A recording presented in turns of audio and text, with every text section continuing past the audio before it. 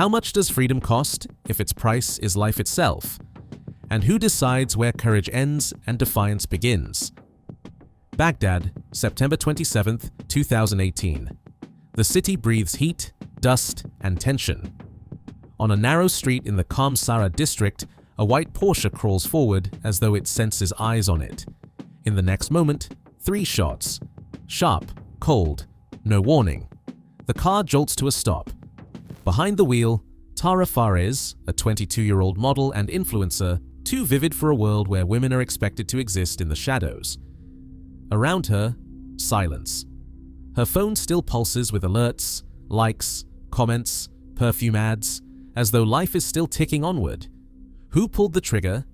And more importantly, why? Love? Jealousy? Religion?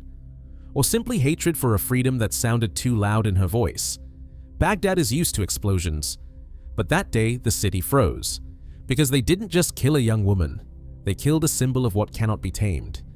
And this story, it isn't just about death.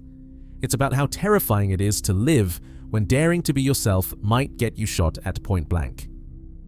Baghdad, a city where past and present collide on every corner. Here, new malls rise beside bombed-out blocks, and a woman's life is measured not in years, but by how much deviation she's permitted. In Iraq's capital, anything tied to women's independence is seen as a provocation to a system where the man remains the center and the woman his shadow.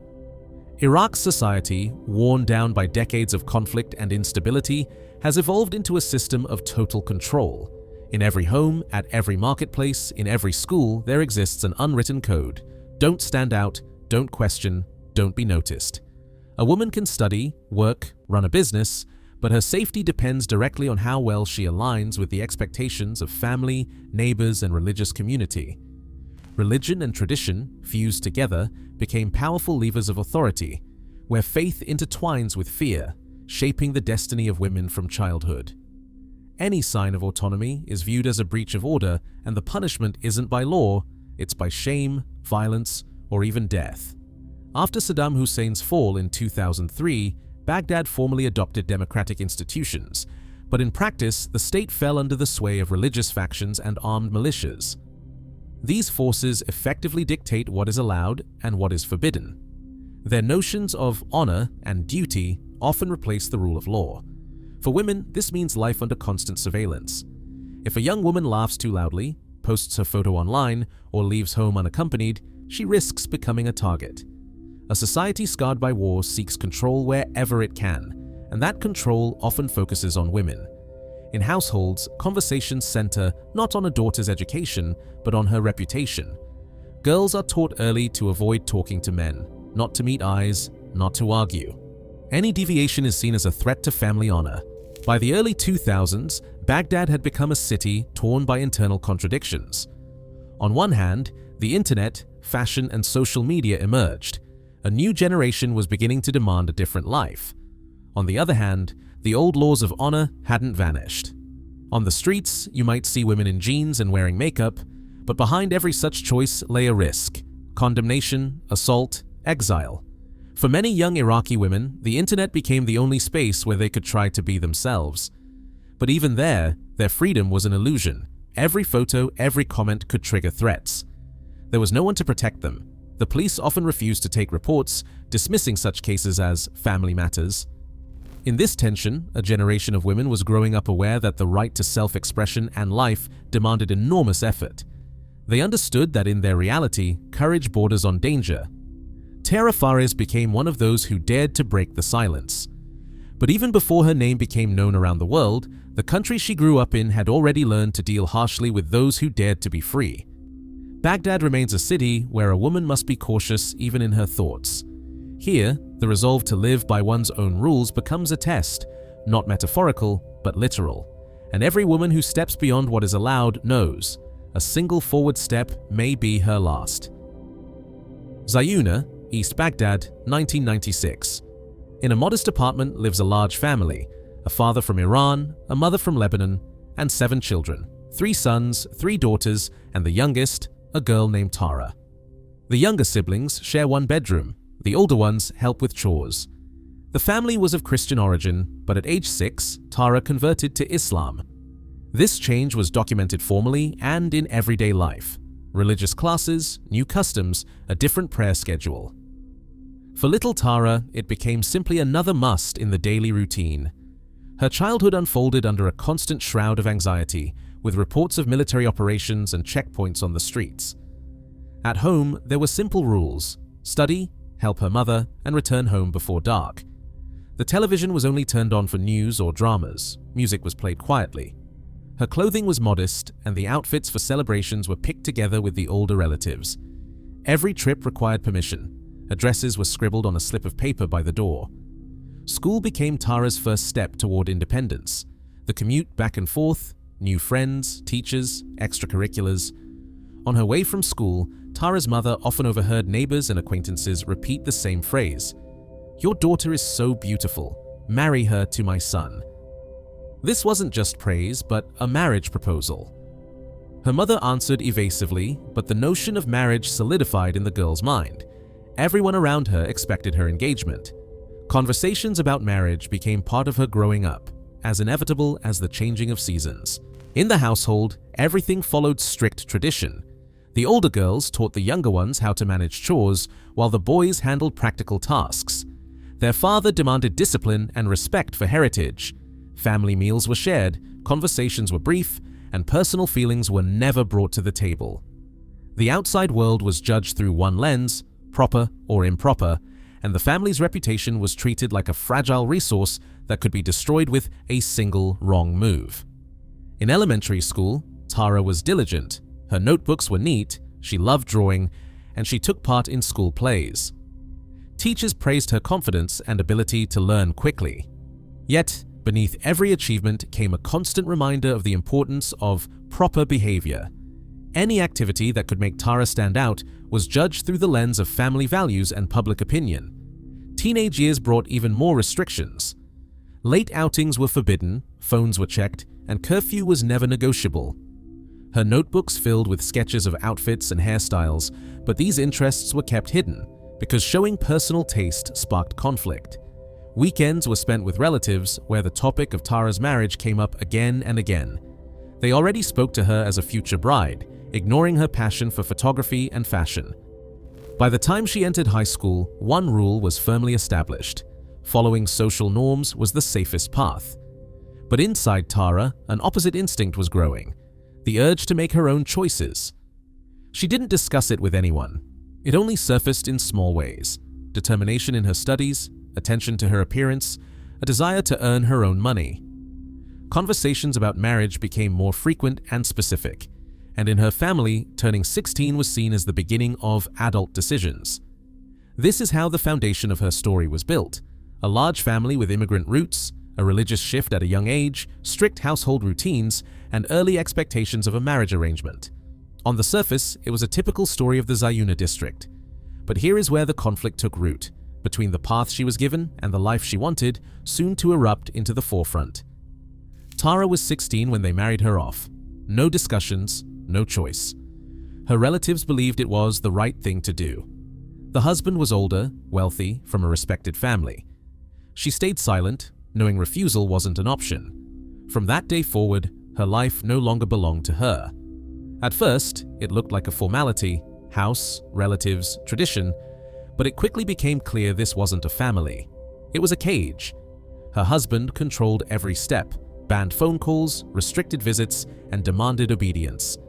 Any word he didn't like became an excuse for humiliation. Tara learned to live without the right to an opinion. The mistreatment became routine, and silence became her method of survival. She stopped looking people in the eyes, stopped talking about the future. Pregnancy brought Tara a moment of relief. At 17, she gave birth to a baby boy, Amir. For a short while, being with him was the only time she felt truly alive. But her husband's jealousy, even toward their child, destroyed that fragile sense of peace. He didn't want to share her attention. The arguments turned volatile. After one particularly dangerous incident, Tara ran to her parents' home. Her family hid her, hoping the situation would calm down. But just weeks later, her husband showed up with armed men. They stormed the house, shouting that the child belongs to the father. Amir was torn from her arms. That moment marked the end of Tara's fear and the beginning of something else: resistance. She had lost her son, but she realized she couldn't stay silent anymore. That night became the breaking point. She made a decision to leave for good, anywhere, as long as she never again belonged to anyone. After separating from her husband and losing her son, Tara's family weighed the risks and decided to leave. Staying in Baghdad meant constant threats and no real legal protection. The plan was set quickly, quietly. No goodbyes, no explanations to neighbors. The first destination was Turkey. There, they searched for temporary housing, applied for residence permits, and scouted job markets. Tara didn't count on formal job assistance.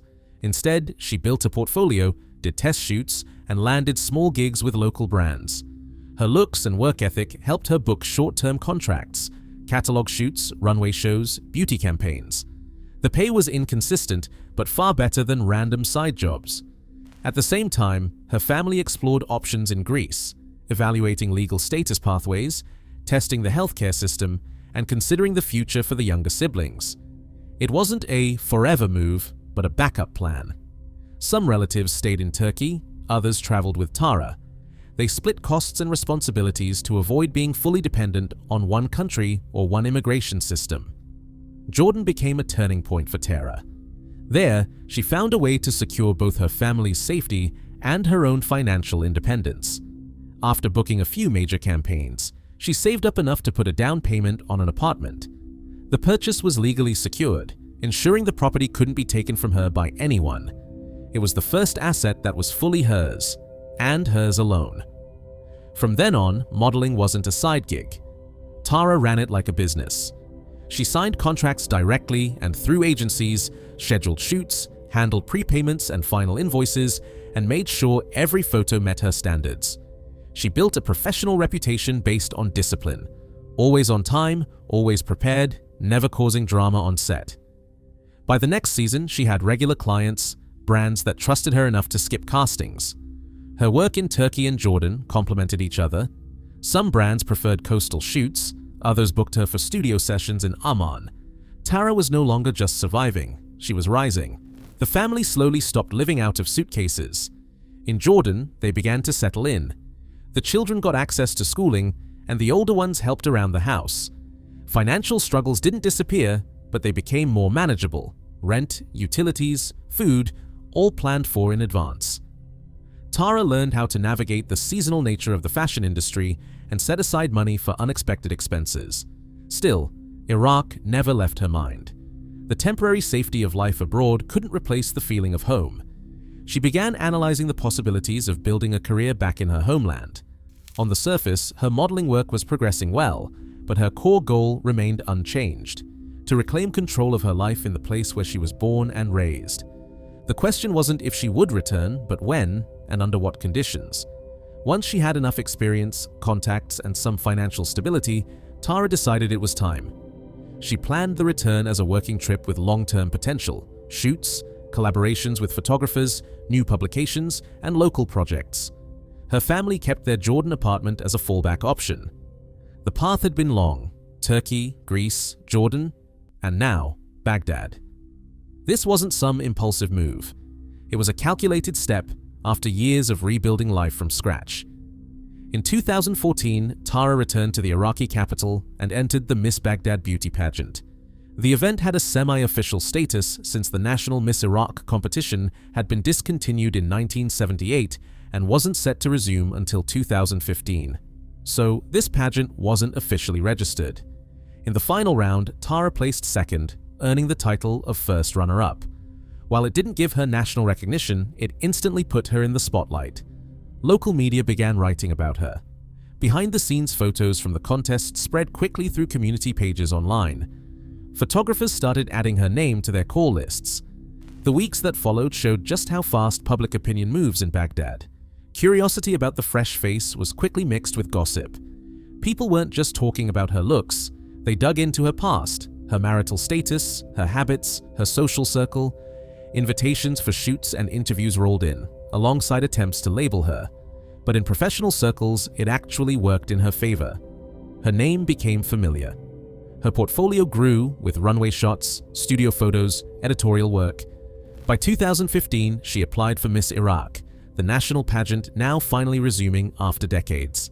And that's when her ex-husband released one of their wedding photos publicly. The intent was clear: to discredit her as a contestant and regain control of her public image. The photo stirred a storm of reactions online. Some demanded her removal for moral reasons. Others defended her right to compete as a divorced woman equal to any other.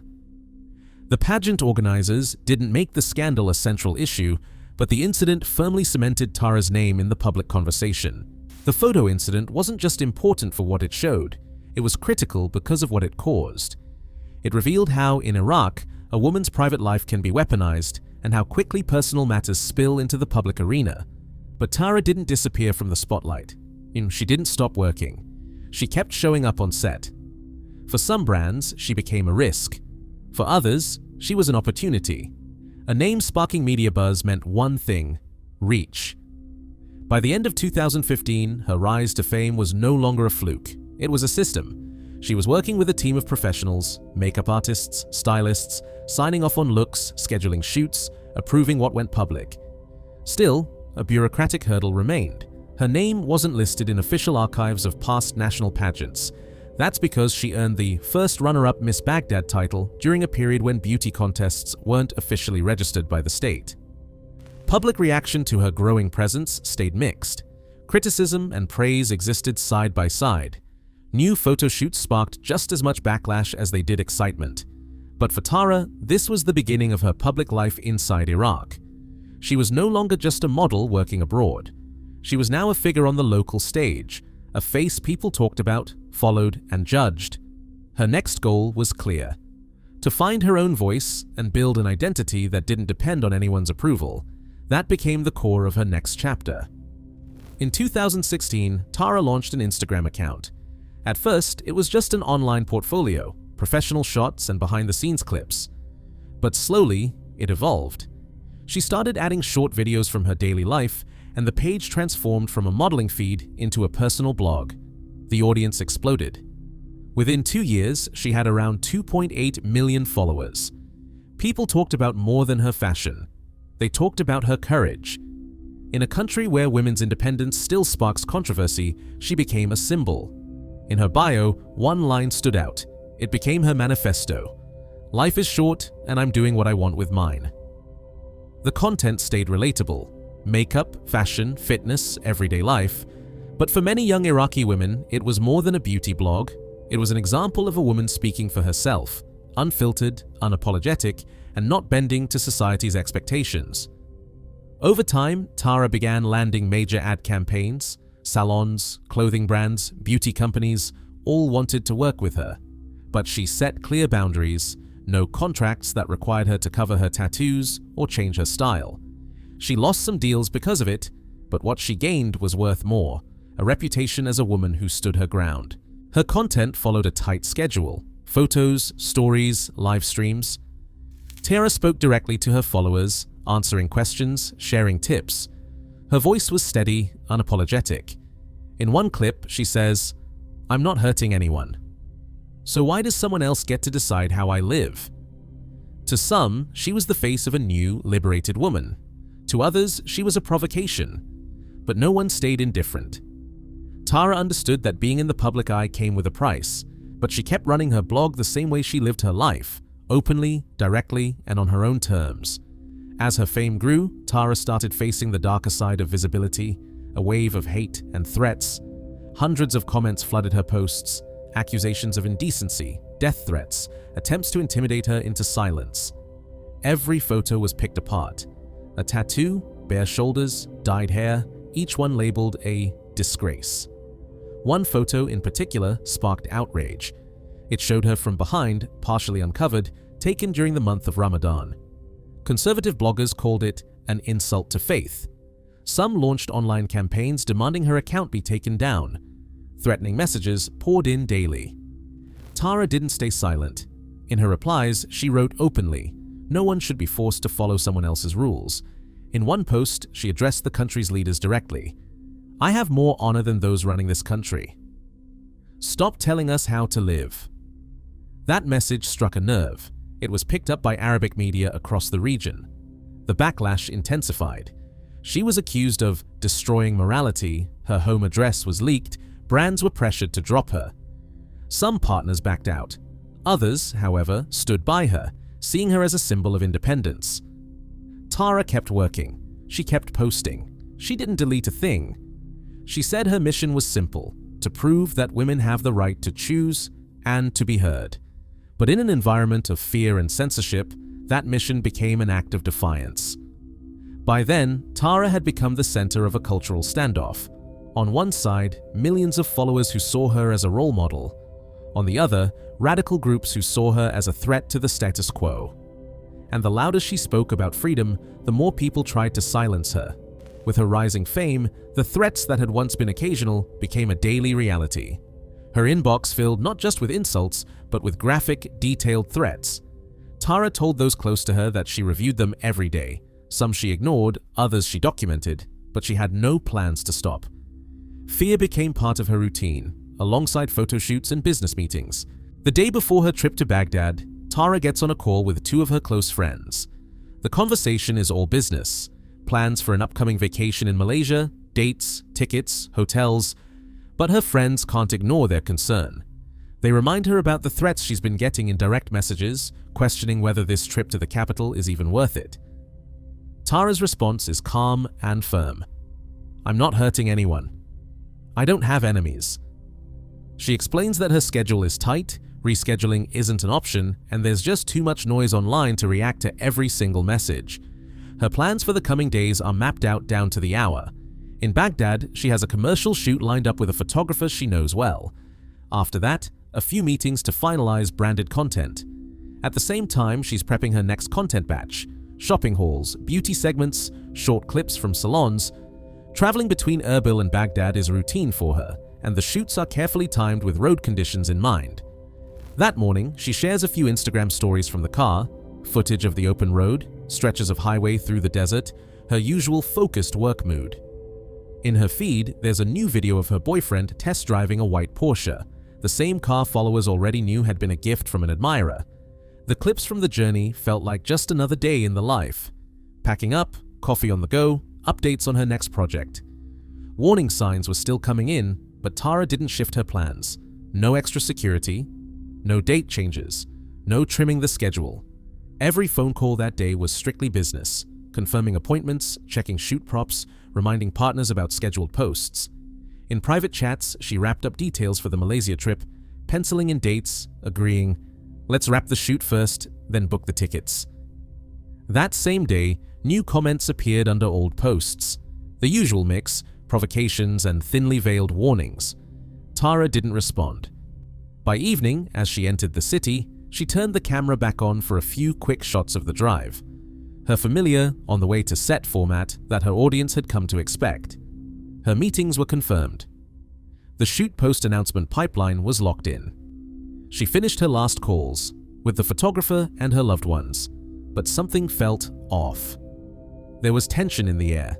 The flood of online threats didn't seem to align with her decision to move forward as planned.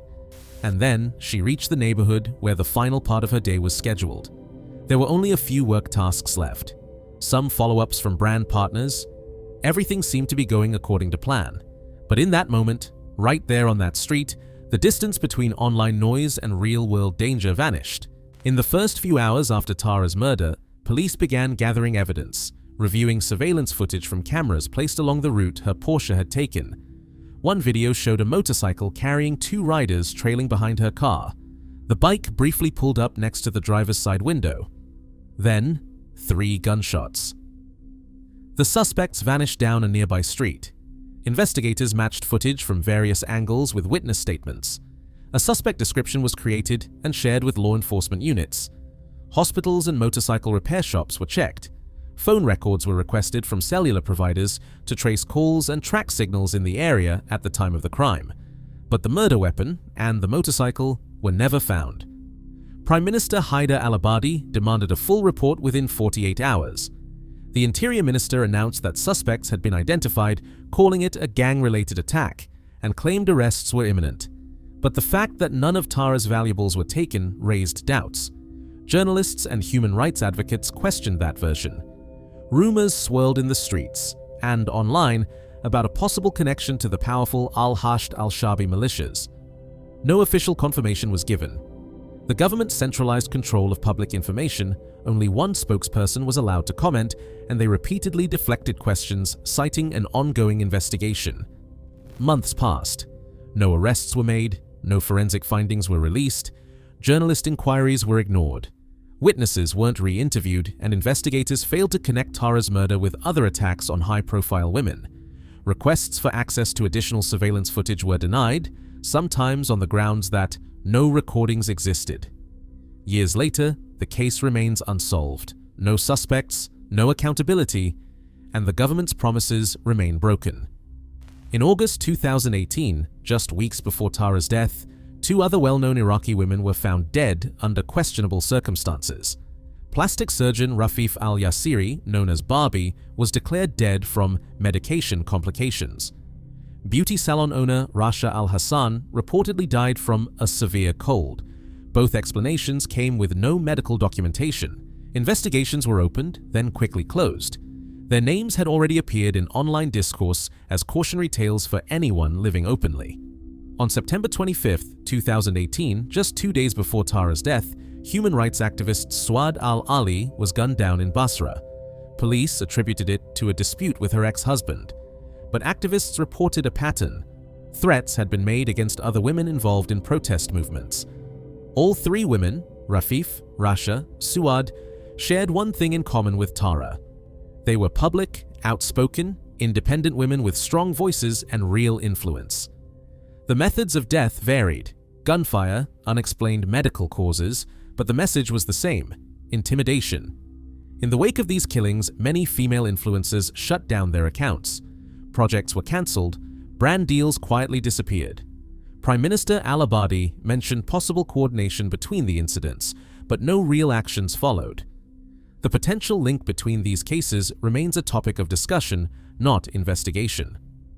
After Tara's death, social media exploded with thousands of posts. Hashtags filled the internet. Students, journalists, bloggers called out the police's failure and pointed to her death as the result of systemic violence. Prime Minister al-Abadi once again promised a thorough investigation. But again, there was no follow-through. Political science professor Hussein Alawi described the killing as a political message, a signal that the government had lost control over armed factions. In Baghdad, women took to the streets holding signs that read, "She wasn't the first." The government stayed silent. Society did the talking. Tara was laid to rest in a Shiite cemetery in Najaf, surrounded by her family, a few friends, and a small group of journalists. Her final diary entry was brief: "God is kind, and whatever is written for me will be right." Her death didn't end her journey. It made her a symbol of resistance, of voice, of women's freedom in Iraq. Her story inspired documentaries, articles, and social campaigns fighting for personal choice. Tara's name became a voice against silence, and even in death, her voice has never been silenced.